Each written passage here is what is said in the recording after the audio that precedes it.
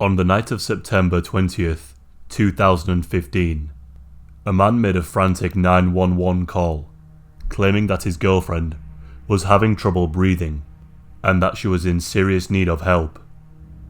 Officers and medics quickly arrived to the location, and there they would find a man crying on the floor, and laying next to him was the naked body of a woman, and an apartment covered in blood and human tissue. Rarely do I find myself squeamish at just the details of a murder, but just the description of what happened here is enough to turn anyone's stomach. Maria Nemeth was a 31-year-old woman, and Fidel Lopez was 25 and a father of two to a different woman. They had been together for around a year. Fidel described Maria as his perfect woman. Maria had recently broken up with her ex-husband of 8 years, just before her and Fidel had gotten together. Things were going well for them. Fidel would later describe the relationship as spectacular, and before too long, the relationship became more serious. Serious enough that they planned to move in together. Firstly, they moved to Fidel's family home, whilst they looked for a place that they could share together, as they entered the next stage of their relationship. They managed to find their new home, and they moved into an apartment at the Colonnade residence in Sunrise. Fidel worked as a mechanic, and after finishing a day's work on the 20th of September, he made his way home. Maria was expecting his arrival from work, and she was cooking a meal for him. Later that night, the couple went to see Maria's mother, and then later they went to a jheeeez, which was fairly close to their apartment, and they sank a few margaritas.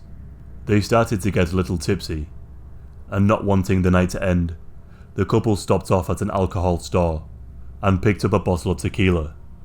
Once back, they played some music, cut up some fresh limes, and began to drink some shots, and they managed to polish off half a bottle, when something happened. Something had caused Fidel to snap. In a fit of blind rage, he started to destroy the apartment. He threw things, ripped the cupboard doors off, smashed windows, and punched some holes into the walls. He would later tell the police that he was too drunk to remember what had happened, and what made him react in this violent way, but that he eventually calmed down, and that he and Maria began to have rough make-up sex in the closet.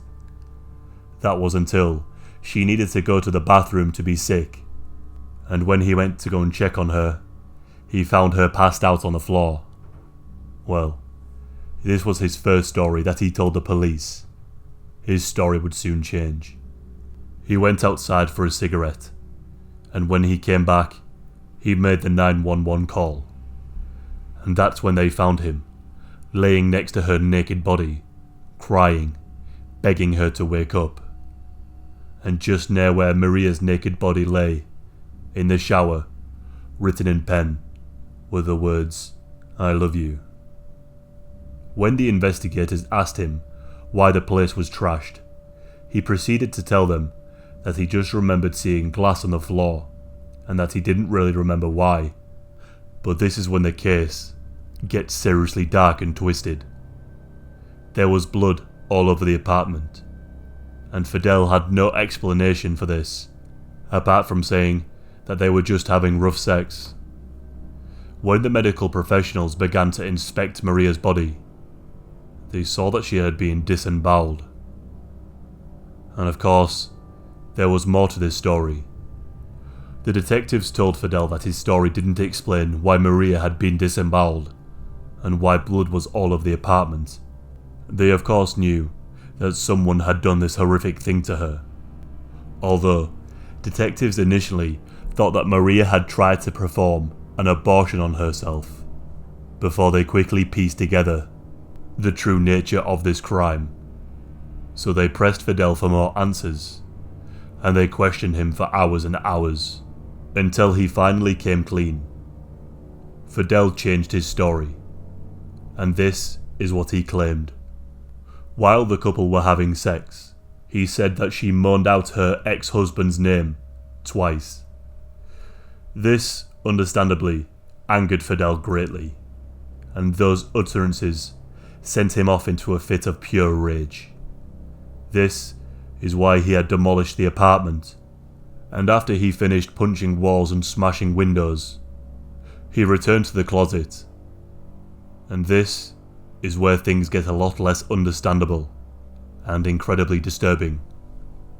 He then claimed that Maria was lying unconscious, but still very much alive. It was at this point he began to insert objects into her vagina and anus.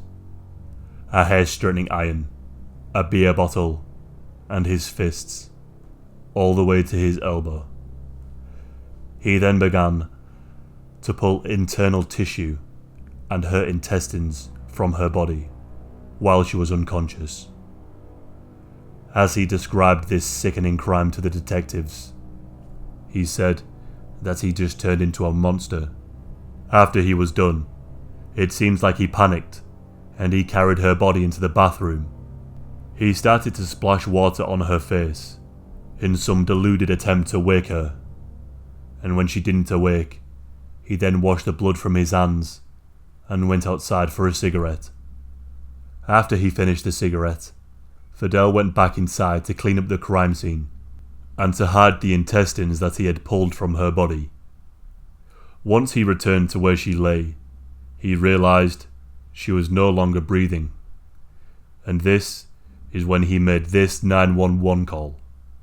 Now, it's very hard to understand, as English isn't his first language, but you will, however, be able to get a sense of the panic. Here it is. 911, what is your emergency? Hello? Fucking hurry up, man. My girlfriend's fucking in the bathroom. She gonna breathe for me. I mean, like, oh my God, she's gonna die, man. Come on. Okay, come here, man, please. I can barely understand what's going on. No, my God, she was slinky in the leg.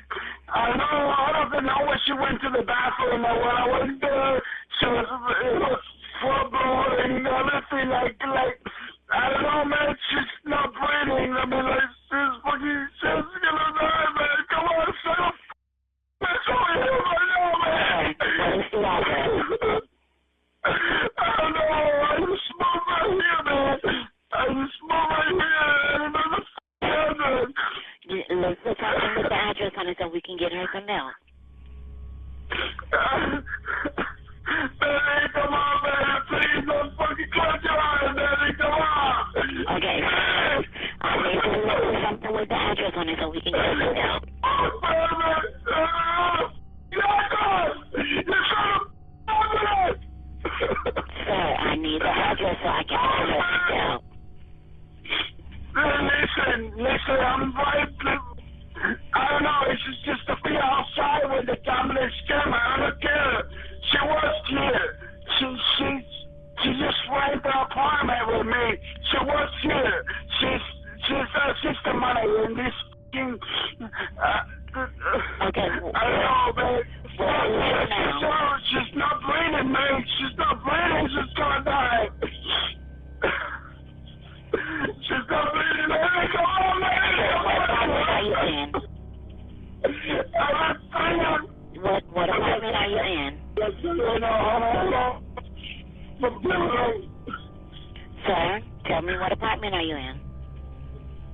Okay, come on, Bobby, please send the phone right here. She's gonna die, man. Come on, she's gonna die. Sir, I'm gonna send you some help, okay?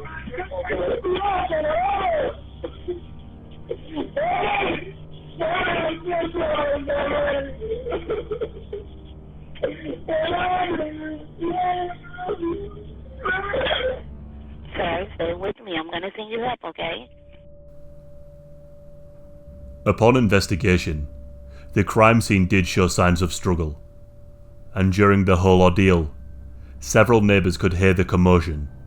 One of them said they were awakened by some type of exchange back and forth that sounded like a heated argument, and one of them described hearing a loud banging noise, so loud in fact that they thought the ceiling fan was going to come off.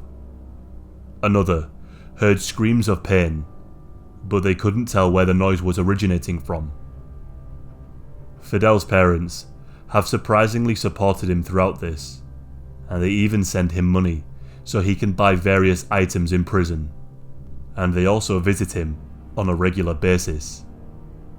During a phone call to his mother, Fidel expressed his worry that he would never get to see his children as a free man again, and that he was worried about what her family must think of him. He was concerned that they would think he was a monster. For what it's worth, Fidel didn't seem to harbour any violent tendencies before this crime, as he only had a 2014 charge of drunken disorderly, and he puts down what he did to a moment of darkness. The couple actually had some serious future plans together.